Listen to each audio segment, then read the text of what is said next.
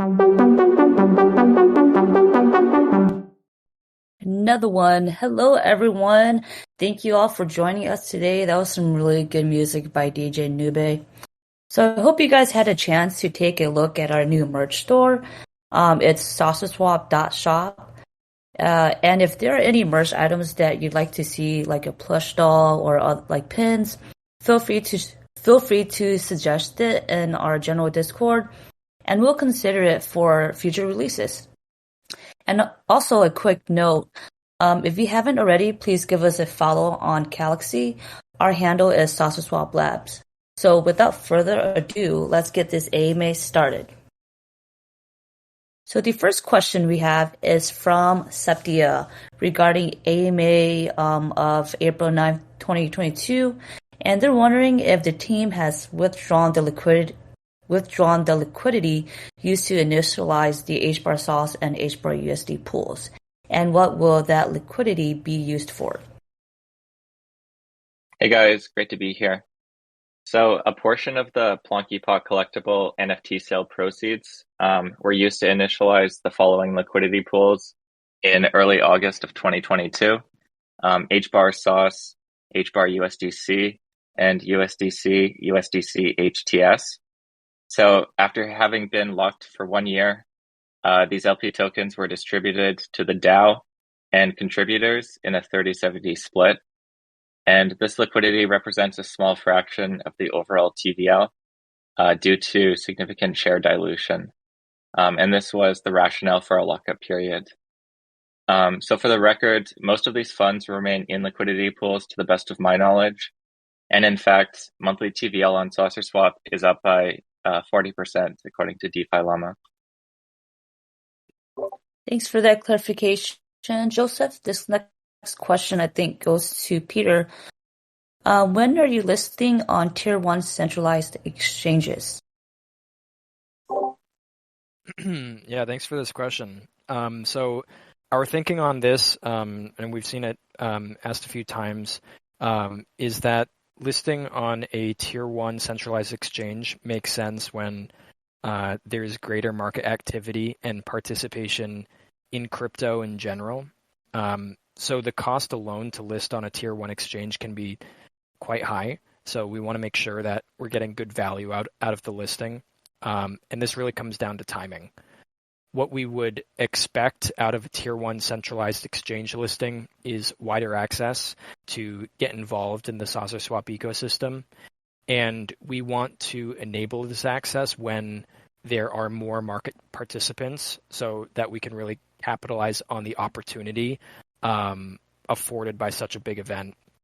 So to answer the question directly, we are not currently pursuing any Tier 1 centralized exchange listings, but listing on a Tier 1 centralized exchange will become a priority when market activity picks up. Thanks for that, Peter. This next question is from Dusk, and they're wondering if the planned reduction in HBAR native staking rewards will have any impact on the proposed Saucerswap V2 changes. Yeah, so the reduction in HBAR native staking rewards does not impact the Saucerswap V2 tokenomics. It does, however, impact single-sided staking in its current form.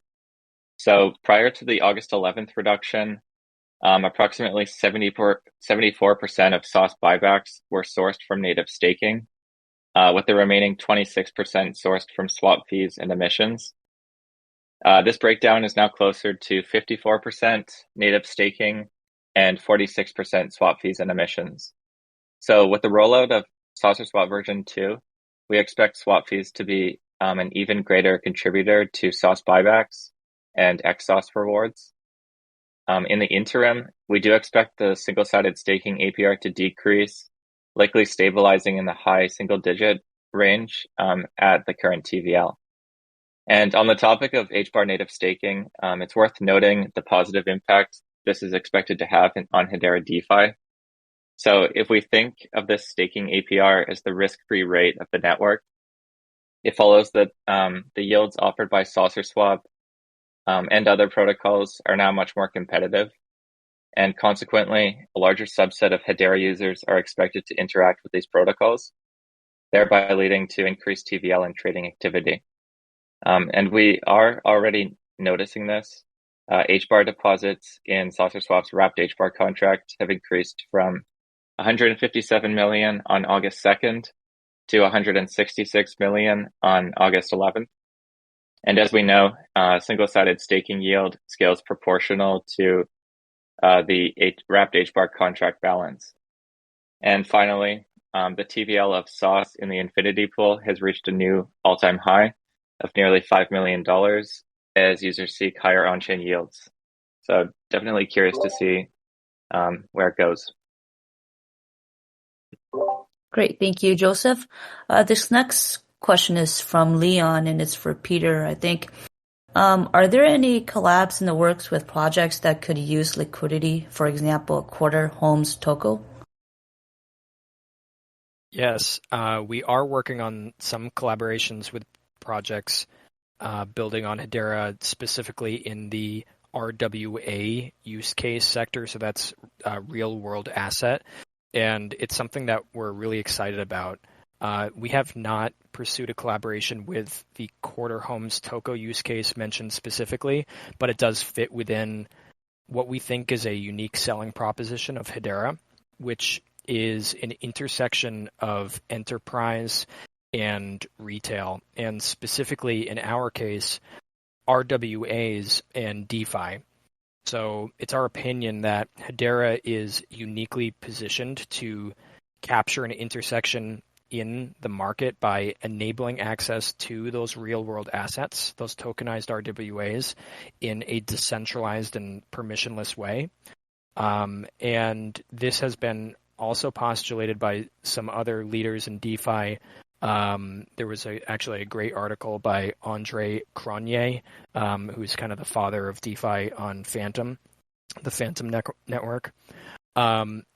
But we think that Hedera is the perfect network to pursue the USP of that RWA and DeFi intersection. So we're excited to collaborate with real-world asset use cases building on the network, and we're already doing so. Awesome sauce. This is another question for you, Peter. With the fires in Maui, Hawaii data comes to mind.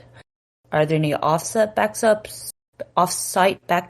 Do you have them? Are they secure? Or is there another option or both? So in short, yes, we do have a distribution of our accounts to mitigate counterparty risk in the case of a team member losing access to one or more of their keys. All of the primary company accounts are multi-signature and configured so that if one of the team members were to lose one or more of their keys, we could spin up a new multi-signature account, transfer tokens to that new account with an adjusted configuration. As for our smart contracts, of course, they exist on the Hedera network and are therefore distributed by nature. And in terms of our server and database, this is all handled by Amazon Web Services. We have, however, to that point, added a load balancer to our server so that we can automatically spin up new instances in the case of a server malfunction or high traffic. So to answer the question, we have architected our systems to mitigate as much risk as possible. Thank you for that. This next question is actually a two-part question, and it's for Joseph. It's from H. Barb. Why did the team propose a 60% reduction in emissions as opposed to something like 70% reduction for a longer runway? And what happens with V2 emissions if we don't see an increase in APR compared to V1 due to volume not picking up? Do you have any plans for that scenario? Yeah, good questions. So we arrived at this 60% figure based on a series of projections. Firstly, we assumed a Saucerswap version 2 TVL of $12 million, taking into account that some liquidity will remain in V1 pools. Next, we assumed a volume to liquidity ratio of just under 30%. And this is the median ratio of Uniswap v3 and its forks. So PancakeSwap, QuickSwap, ApeSwap, etc. The protocol fee, i.e. the fraction of swap fees used to buy back sauce for single-sided staking rewards, was set to 1/6. And this is consistent with Saucerswap version 1. So using the above information, we projected a $3.5 million daily volume, which translates into $1.8 million of liquidity provider revenue per annum. Therefore, based on these projections, SSV2 returns a 15.64% average fees APR versus the 2.5% average fees APR currently offered by SSV1. And even when accounting for the 12% average farm APR of SSV1, SSV2 still has the potential to offer greater overall incentives to LPs. So if the projections prove to be inaccurate, there exists the potential to supplement real yield with up to 29 million sauce, which is $583,000 at current market value, in additional token incentives per annum. So this follows from the flexibility of an increased DAO allocation. And if the rate of inflation was reduced by more than 60%, it would be more difficult to supplement yield in the case where volume projections are not met. So that was the rationale. Big brains, Joseph. So this next question is for Peter. How come on the single-sided staking of sauce, a user cannot see the daily sauce they are gaining from staking? Yeah, so this is something that we really want to add, but it's trickier than you'd think. To do it, we would need to track every transaction in the Infinity pool per user and then calculate the daily sauce earned to give exact figures per user, or I should say per account rather than user. What we could do now is estimate the daily rewards based on the current APR, which is what we do with yield farms. But it's not an ideal system and could lead to some confusion. We do intend to come back to providing better user-specific analytics for single-sided staking after Saucerswap version 2 and some other big-ticket items like governance and community pools. But for right now, it just isn't a high enough priority to be worked on immediately. Thank you for that. And this next question is also for you, Peter, and it's from Mario. Is there a way to see which tokens are considered to be voted in or have applied for listing? How many requests for listings and vote-ins do you get on average per month? Yeah, so most questions that apply for listing go for what's called an extended listing, which is defined in our documentation. The general idea is that it's the lowest friction way of listing a token on Saucerswap. It doesn't require there's no liquidity requirement or vote. So it is relatively more rare for a token to apply for what's called a default listing. And those default listings tend to happen on average every 3 to 4 weeks. Extended listings, on the other hand, occur much more frequently than that. We typically have at least one token listed per week, often more, and these tend to happen on Fridays. And to see the tokens listed on Saucerswap in order that they have been listed, you can go to our website, which is saucerswap.finance, scroll down to the trending section, and then click on the new tab there, and that will show every token that has been added to the Saucerswap, or I should say the most recent tokens added to Saucerswap. And about the kind of visibility into tokens that apply for default listing, every token that applies for a default listing, so long as it meets the criteria like a Sentinel report and ample token liquidity, is passed along to the Saucerswap community for a vote, and all of those votes are visible in the PEC vote channel in our Discord. Great, thank you for that, Peter. This next one is for Joseph. How has the AI revolution affected Saucerswap? Is there code that has been reviewed that was created by an AI? How do you plan to use AI to future-proof or improve the DEX?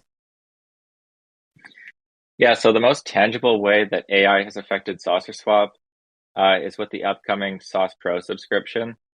And this incorporates an AI help bot trained on the Saucerswap documentation, which is integrated directly into the web app. So we've personified this AI help bot to have a visual novel inspiration.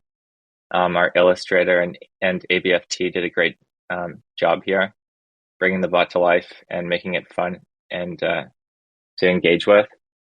So that will be released along with Sauce Pro after Saucerswap version 2 is shipped.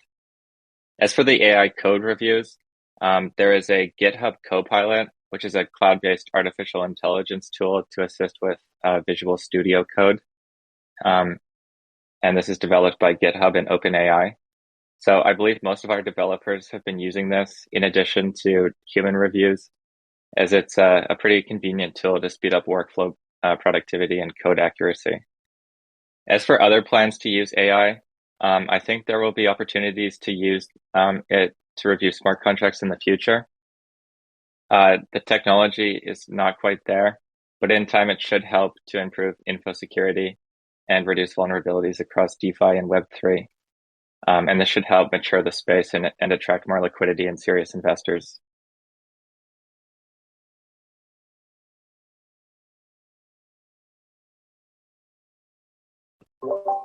Thank you for that, Joseph.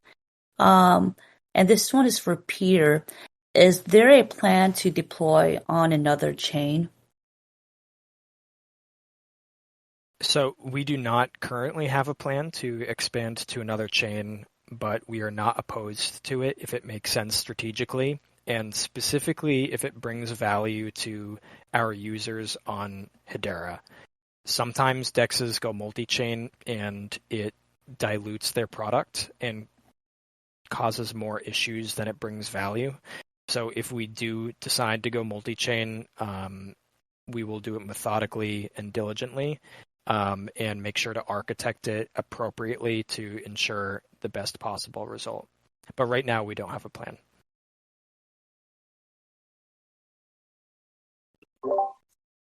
Great. And this last one is also for you, Peter. A user is wondering when will they be able to buy a Larry plush doll? Yeah, hopefully soon. We did just release our new merch store, so check that out at saucerswap.shop. We don't have a Larry plush doll there yet, but we will be releasing some new designs in the next week or two, so keep an eye out on the shop. We'll likely also just put out a tweet when those new designs are added to the store. Thank you, Peter. And with that, guys, that's the last question for our AMA today. Thank you for joining us. As always, we'll be releasing a summary transcript on Twitter, aka X, in a few days. Before we end this AMA, the team would like to announce a Dogstar awardee.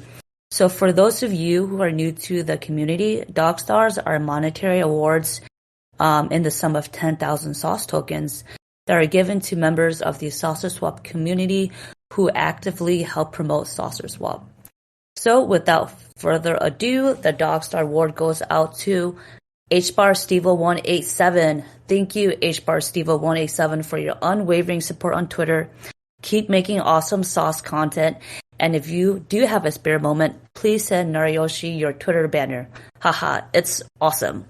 As mentioned before, if you'd like to see some items on our merch store, feel free to drop a suggestion in the general channel. So thank you all and have a great day. Thanks, everyone. Have a great weekend. Thanks, guys.